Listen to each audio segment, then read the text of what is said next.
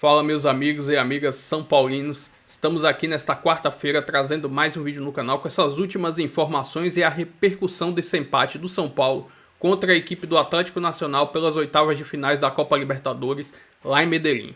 Resultado bom para o São Paulo, que agora precisa de uma vitória simples no Morumbi para se classificar para as quartas de finais. Enfim, estou trazendo aí essas últimas informações aí do Tricolor. Se inscreva no canal, deixa seu like, sua opinião nos comentários e vamos aí com o vídeo.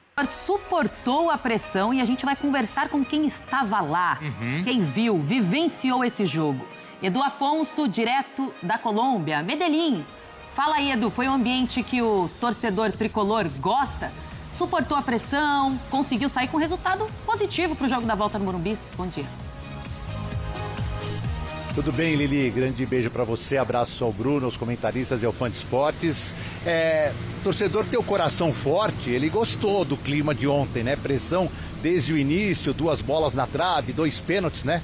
Muito graças ao Rafael, São Paulo tá voltando bem vivo na Libertadores, mas se o coração do torcedor for um pouquinho mais fraco, aí é complicado, porque foi sufoco mesmo durante 90 minutos e ainda teve aquelas cenas lamentáveis no final do jogo, né? Ao término da partida, de briga entre as duas torcidas com uma falta total de competência do policiamento local. Os jogadores do São Paulo saíram com essa sensação mesmo das entrevistas, ficou tudo pro Morumbi, e o São Paulo no Morumbi tem ótimos números na Libertadores, na história da Libertadores. O São Paulo tem excelente aproveitamento no Morumbi e aposta nessa vitória, por mais simples que seja, para avançar às quartas de final.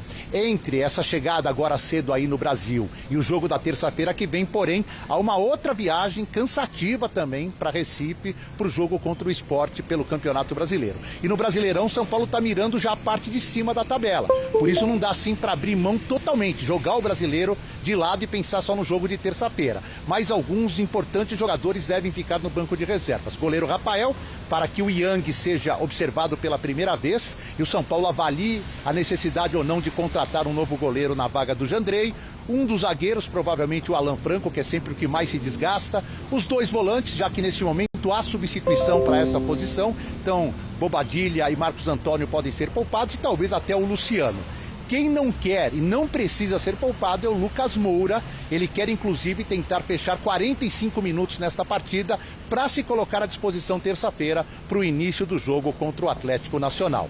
E no mercado, o São Paulo sabe que tem muita defasagem no elenco. Está procurando um zagueiro, teve próximo do Igor Rabelo, está perdendo o Igor Rabelo para o Fluminense, está querendo o empréstimo do Medina, meio atacante ou meio campista, para ser mais sincero, da equipe do Estudiantes. São Paulo trabalhando em várias frentes e tentando se manter vivo nas 2 competições que tem pela frente ainda na temporada, Lili.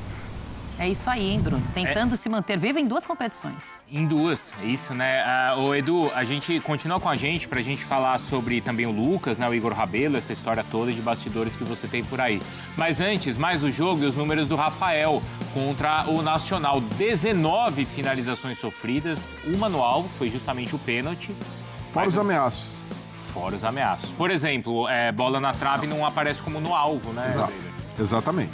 Mas foi um perigo, né? É um perigo constante no gol do Rafael, mas dali, da linha de defesa, não há nada o que se questionar, até mesmo numa bola que vai na trave, ele tem um reflexo ali que se vai em direção ao gol, ele tiraria. Nos pênaltis, cresceu para cima do Cardona, e o Cardona é um cara experimentado não só em Libertadores, mas velho de guerra no futebol, passagem pelo Boca, e ainda assim, de certa forma, tremeu diante do Rafael, porque... Tremeu? Tremeu. Até no primeiro pênalti. Ele chorou no banco de reserva. E assim, acontece com os melhores, né, Lili? Exato. A gente já viu vários grandes jogadores perderem pênaltis, mas o cara que perde 2 na mesma partida e 2 gols que poderiam dar uma vantagem imensa para o Atlético Nacional é algo muito pesado, mas o Rafael tem um mérito por ser um goleiro de muita envergadura, um goleiro que naturalmente impõe respeito e também por ter, na defesa que fez... O pênalti, para mim, não foi tão mal batido assim. Bateu firme, o Rafael foi buscar no canto e ainda assim no pênalti em que não defende, condiciona a batida, porque vai no canto, o Cardona tem de tirar demais. Então, o goleiro, que sempre foi uma posição muito questionada no São Paulo, hoje tem dono. Rafael, e é um cara que, por mais que possa ser contestado num jogo ou outro, hoje é o dono da posição, um jogador que eu diria... até ídolo do São Paulo pelo que já fez aqui, por ter conquistado também título. A Copa do Brasil, né? Foi importante. Do Brasil, é. E quando ele chega, tem aquela história de estar nos times ali de Minas, né? No Cruzeiro, depois no Atlético, não tem espaço, mas ele já chega com esse moral aqui, né, Lili? Exato. E depois dos últimos acontecimentos, numa partida decisiva como essa, ele conseguir fazer essa defesa importante, ele se acerta com o torcedor, Donk? Ah, com certeza. E assim, a questão lá do jogo do Atlético Paranaense é muito complicado também, porque é uma tomada de decisão ali que não foi a melhor. Ainda tem o questionamento, pra mim, eu concordo. Mas ali não foi tanto na conta dele, ele né? Acabou ficando mais... Embora, pra mim, a questão da expulsão é mais determinante do que a situação do Jandrei, mas Jandrei já tá marcado com a torcida e tudo mais. Mas é um cara que talvez não se fale tanto, muito por ser um cara mais low profile. Não é um goleiro também que se destaca nesse sentido, mas que chegou à seleção e não achei um exagero quando foi convocado, até pela confiança do Dorival, que se estabeleceu muito bem no São Paulo e com todo esse peso, né? Querendo ou não, já faz tempo que o Rogério se aposentou, mas quem que conseguiu se estabelecer de fato? Teve alguns goleiros que tiveram um bom momento ou outro, mas ninguém se estabeleceu como o Rafael. Eu também acho que ele se torna um ídolo por conta dessa dificuldade que teve no tamanho da instituição que é goleiro no São Paulo pós-Rogério Ceni, ganhar um título tão importante num clube que vinha com um grande jejum, embora ganhou o Paulista, mas a Copa do Brasil, por ser inédita e por ser um título nacional, tem um peso maior. E por essa segurança que ele oferece. Então, e ontem foi mais um exemplo. E num jogo que a gente não fala de tantas defesas, justamente porque a maioria das oportunidades não foram no alvo, mas é um cara que quando precisou apareceu e foi determinante. Então, um goleiro, para mim, já muito identificado na história do São Paulo. Essa noite de Libertadores agora no Morumbi, é uma garantia de virada, Breiler? Você estava destacando o jogo pelos lados do Nacional. Exato. Pode ser um problema para o São Paulo aqui? O Crespo precisa se resguardar, mas a melhor maneira de se resguardar contra o Atlético Nacional é tendo escape. Precisa jogar mais e quando o Atlético Nacional atacar, o São Paulo precisa ter saída. E isso não aconteceu. Tudo bem, é pressão, é jogo de Libertadores, tem um ambiente... Mas, de fato, a maneira como o São Paulo entrou em campo, principalmente com essa formação de 3 volantes, 3 zagueiros, deixou o time muito engessado para sair dessa pressão. E, óbvio, jogo no Morumbi, outro cenário vai ser de São Paulo protagonista, São Paulo mais com a bola, mas justamente pelo fato do Atlético Nacional ter esse escape, são jogadores muito leves dos lados, né? Marlos Moreno e Inestrosa, isso faz com que o São Paulo tenha de tomar um cuidado defensivo quando tiver a bola. E aí é funcional perde-pressiona, que fora de casa não aconteceu, é repensar a escalação, então ok, para um jogo fora de casa, a maneira como o São Paulo jogou, mas na volta eu vejo que tem espaço para Rodriguinho. Se Lucas não tiver disposição para jogar ali na frente com o Luciano, eu vejo que ele pode pensar no Ferreirinha, ter um jogador mais leve para isso, porque não pode ser um São Paulo refém de bola longa do André Silva. Isso se mostrou muito pouco para um time que tem repertório. O Javier Gandolfi, que é o técnico do Atlético Nacional, conhece muito bem Libertadores, sabe a maneira como, de certa forma, de esfriar o jogo, de deixar o time mais tenso. Então, o São Paulo sai com um gosto positivo, né? O Luciano até brincou. Os deuses do futebol estiveram do nosso lado. Até em todos os aspectos, né? O Ferrarese, por exemplo, poderia muito bem ter sido expulso, né? A maneira como estava tenso ali no jogo, cometeu 2 pênaltis. E ele é um cara, né, mais experiente, um bom jogador, né, Breiler? Pois é, mas o São Paulo ali, em algum momento, o fio se desconectou. O São Paulo estava sentindo muito essa pressão, então saiu no lucro total. E agora, com esse lucro, o São Paulo precisa ter a consciência de que não está encaminhada a classificação. Para fazer sua parte, vai ter de olhar o que tem de bom o Atlético Nacional e, ao mesmo tempo, praticar o jogo que está acostumado a praticar com o Crespo, que é de mais protagonismo, de mais intensidade e, naturalmente, por ser o mandante, eu vejo que o São Paulo tende a sair mais e, lógico, a torcida fica, assim, com um sentimento positivo, porque, queira ou não, apesar de toda essa pressão, 2 bolas na trave, 2 pênaltis perdidos, o São Paulo continua invicto na Libertadores e muito vivo na competição. Os 2 pênaltis foram, né? Ou não? Alguém discorda? Não. Pra você foi, Lili? Não, os 2 pênaltis foram. Foram, né? Até o primeiro foi também, né? Sim, não tem dúvida. O Ferrarese está com o braço esticado ali, aumenta a projeção do seu corpo, mesmo que seja um lance rápido. Sim. Mesmo que acho que até era um movimento dele ali, né, de defensor, mas foi pênalti. Foi pênalti. E agora acho que o desafio para o São Paulo do Crespo nessa volta não é só a qualidade do adversário, lógico que ele tem uma vantagem agora de decidir em casa com 0-0, mas é pensar no desafio do mata-mata, que a gente viu a melhor versão do Crespo até agora no Brasileirão. Engatando vitórias, foi eliminado para o Atlético Paranaense, lógico, num segundo jogo que é totalmente condicionado pela expulsão, mas deixou escapar um jogo que poderia estar encaminhado ou resolvido na ida, quando fez 2-0 e teve vantagem, e agora pega um time difícil. O Breyer lembrou bem do escape que vai ter do lado do campo, também acho que não vai ser um Atlético Nacional retraído, mas que tem qualidade para explorar o espaço. E até dentro desse cenário, a gente fala muito do Rafael e tem que falar, foi o grande nome, mas o Enzo Dias também foi determinante, fez uma boa partida ontem no setor defensivo do São Paulo. O carrinho dele no Inestro... ali sai um pouquinho barato, né? Uma coisa de cinema, mas ao mesmo tempo correu o risco. Agora, vamos acionar o Edu Afonso de novo, porque ele falou algo que me chamou a atenção, né? De que o São Paulo prioriza o Campeonato Brasileiro e também a Libertadores, e tem a questão do Lucas. Então, como é que será dosada essa volta gradual do Lucas, hein, Edu? Para ele conseguir jogar o Brasileiro, conseguir jogar esse jogo decisivo da volta no Morumbi. Então, Lili, o São Paulo começou com 15 minutos contra o Vitória. Ontem, um pouquinho mais de 30, né? Ele entrou aos 16, o jogo teve 5 de acréscimo, então 35, vamos arredondar. E aí, no final do jogo, naquela entrevista de campo, a Flash Interview, eu conversei com ele e ele disse, cara, eu preciso jogar em Recife pelo menos 45 minutos. Se eu suportar 45 minutos, eu tô apto já para a próxima etapa, que é jogar mais de um tempo, e isso seria na terça-feira contra o Atlético Nacional. É claro que ele também disse que ainda sente um pouquinho de desconforto ao término da partida, mas é mais um desconforto físico, porque se a gente pegar aí o retrospecto do Lucas Moura na temporada, ele se contundiu no dia 10 de março, na semifinal do Paulista contra o Palmeiras no Allianz. De lá para cá ele jogou 2 partidas, mas pouco tempo. No início de maio, jogou 26 minutos, se não me engano, contra o Fortaleza e 29 contra o Aliança Lima.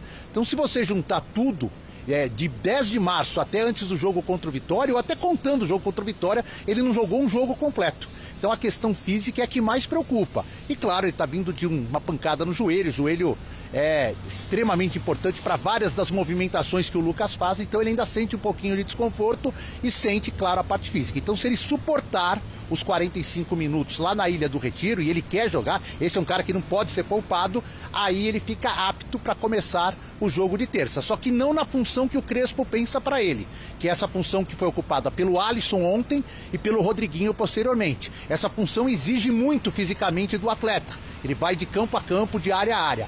Talvez num primeiro momento, devido à condição física, se pense no Lucas como titular, como segundo atacante, provavelmente ao lado do Luciano. Agora mesmo voltando assim, de pouco em pouco, né? Talvez 45 minutos no final de semana, e a gente não sabe na próxima semana, é decisivo, é importante. Ah, sem dúvida. E tem essa questão, né, de dosar tanto no risco físico de acelerar o processo, mas também dar ritmo de jogo para um atleta que ficou tanto tempo parado. Então, acho que seguindo esse cronograma é o ideal. Eu entendo que o São Paulo ainda tem como grande foco fazer uma campanha sólida no Brasileiro, mas, a meu ver, a estratégia, eu priorizaria muito a Libertadores, pensando na arrancada que já deu, aquela conversa de rebaixamento já ficou para outro lado, não é um elenco que tem tanta profundidade, o estilo de jogo do Crespo que deu resultado exige muita intensidade desse time, então na hora que tiver uma dividida Brasileiro e Libertadores, eu priorizaria, até porque você tem um confronto decisivo, é o único mata-mata que sobrou para o São Paulo. Sim. Mas só que assim, dentro desse cenário do Lucas, colocá-lo contra o Sport é, de certa forma, priorizar a Libertadores. Então eu vejo esse cenário sendo muito adequado, bem calculado, para que você possa ter o Lucas, e se ele puder jogar 45, um pouquinho mais 45, tem que ser titular, porque então, não dá para negociar na volta. A discussão e a dúvida, né? Se tem que ser titular ou se segura para o segundo tempo. E para acomodar o Lucas nesse sistema do Crespo, eu vejo que a melhor solução é o Lucas no ataque.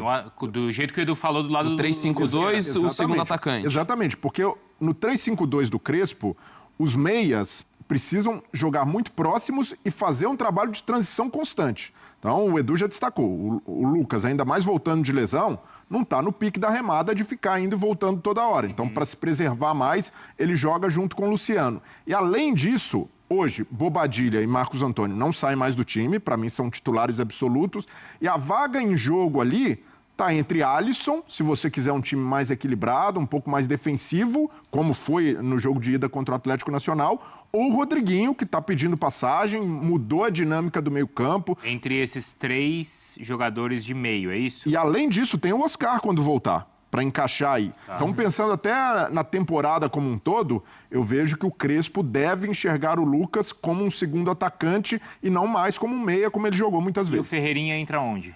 O Ferreirinha disputa essa vaga, ao lado do Luciano. Na frente? Na frente. Não é pelo lado?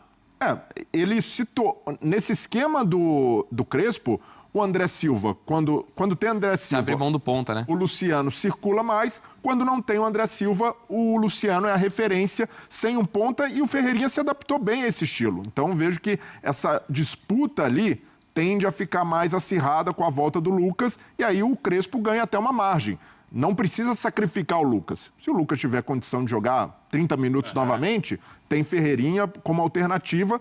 André Silva para o jogo da volta, não pelo jogador. André Silva tem ido bem na Libertadores, apesar do jogo contra o Atlético Nacional. Mas pela característica, pelo que o jogo vai pedir do São Paulo, eu vejo que é necessário ter mais mobilidade no ataque. Eu iria de Ferreirinha ou Lucas.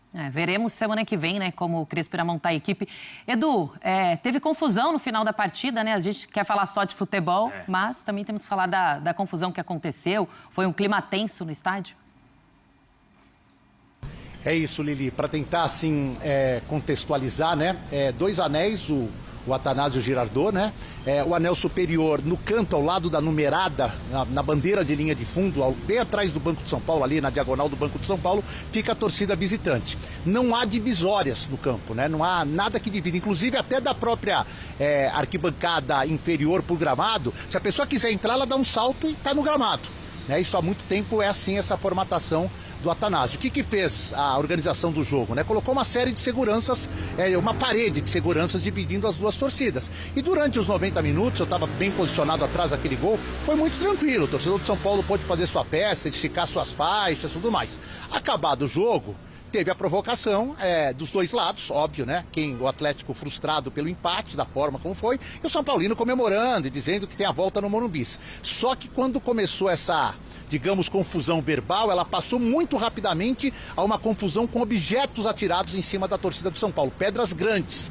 E aí um grupo de torcedores uniformizados do São Paulo conseguiu fazer um paredão até a chegada da polícia, enfrentando esses torcedores do Atlético Nacional, para evitar que ali tinha senhoras, moças, até algumas crianças, né?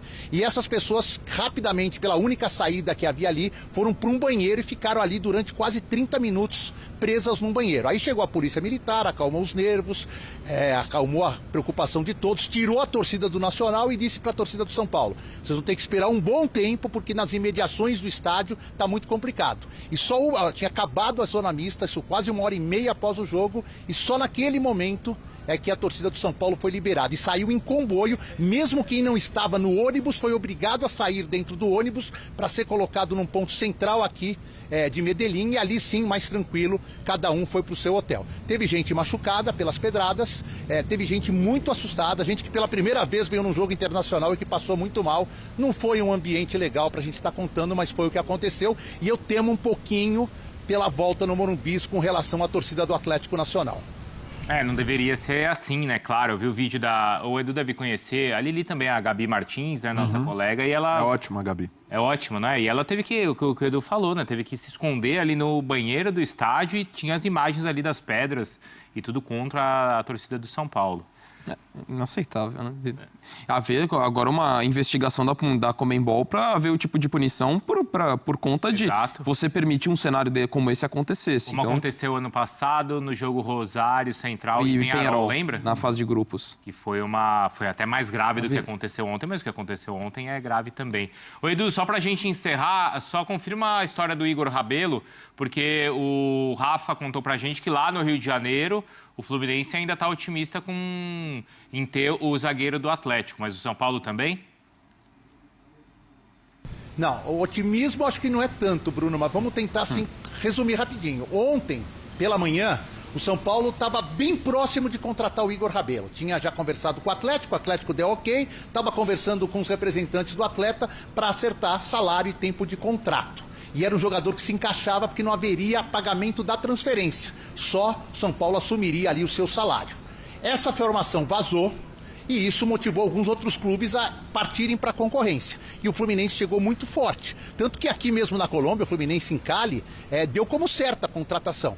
E o São Paulo mesmo admitiu que estava muito difícil. Porém, quando eu estava deixando o estádio, eu recebi uma informação assim, não descarte ainda o Igor Rabelo. Embora ele esteja muito, mas muito próximo do Fluminense, ele ainda não assinou, não tem nada ainda assinado. E o São Paulo está tentando utilizar algum artifício, que eu não sei qual, algum tipo de convencimento para fazer que o Igor Rabelo ainda desista do Fluminense e venha para o São Paulo. Mas sabe que é muito difícil a situação, tanto que tem outros nomes no radar. Hoje surgiu o Nico Hernandes, aquele que jogou no Inter, foi reserva no vice-campeonato da Libertadores do Atlético Paranaense, estava no Banfield, deixou o Banfield por falta de pagamento, mas pela minha primeira apuração ele não é ainda um dos nomes que o São Paulo está observando. Tá bom, Edu. Muito obrigada pela... Vou trazer aqui agora uma análise desse empate do São Paulo contra o Atlético Nacional lá em Medellín. Segundo o GE.com, São Paulo tem mais sorte do que juízo na Colômbia e empate precisa ser comemorado.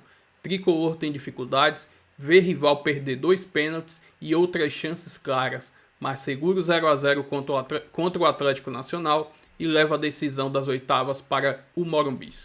O São Paulo teve muito mais sorte nessa partida de ida das oitavas de finais da Libertadores, nesse estádio chamado Atanásio Girardot, onde foi muito comemorado o empate pelo placar de 0-0. As circunstâncias levam para este sentimento de que o resultado na Colômbia poderia ter sido muito pior. O Atlético Nacional, diante de seus torcedores, teve 19 finalizações, 2 bolas na trave e 2 pênaltis perdidos por Edwin Cardona. A superioridade colombiana traduzida nos números é justamente o que faz o São Paulo ter o direito e o dever de comemorar um empate fora de casa. Voltar para o Brasil com a possibilidade de ir às quartas de finais da Libertadores com uma vitória por qualquer placar é a grande conquista do tricolor nesta terça-feira. As dificuldades no Atanásio, aliás, não foram uma exclusividade do São Paulo em 2025. A estratégia tricolor na última noite foi muitas vezes explorar lançamentos para que André Silva tentasse segurar a bola no campo ofensivo e diminuir a pressão colombiana. O centroavante, porém, teve muita dificuldade para cumprir essas funções e foi substituído no segundo tempo por Lucas, que entrou em seu lugar e também não conseguiu dar esse trabalho à defesa do Nacional. Por causa do que esperava do adversário na Colômbia, o São Paulo mudou seu estilo em relação ao que vem apresentando com Crespo. No Morumbi, a normalidade de se fazer presente novamente. E fora de casa, o Atlético Nacional não tem nenhum ponto conquistado nessa Libertadores. Ou seja, é muito possível São Paulo vencer dentro do Morumbi e encaminhar sua vaga para as quartas de finais da competição. O Atlético não ganhou de ninguém. 3 jogos, 3 derrotas fora de casa na Libertadores. Enfim, essa é uma análise aí do GE.com. Se inscreva no canal, deixa seu like, sua opinião aí nos comentários e até o próximo vídeo. Valeu!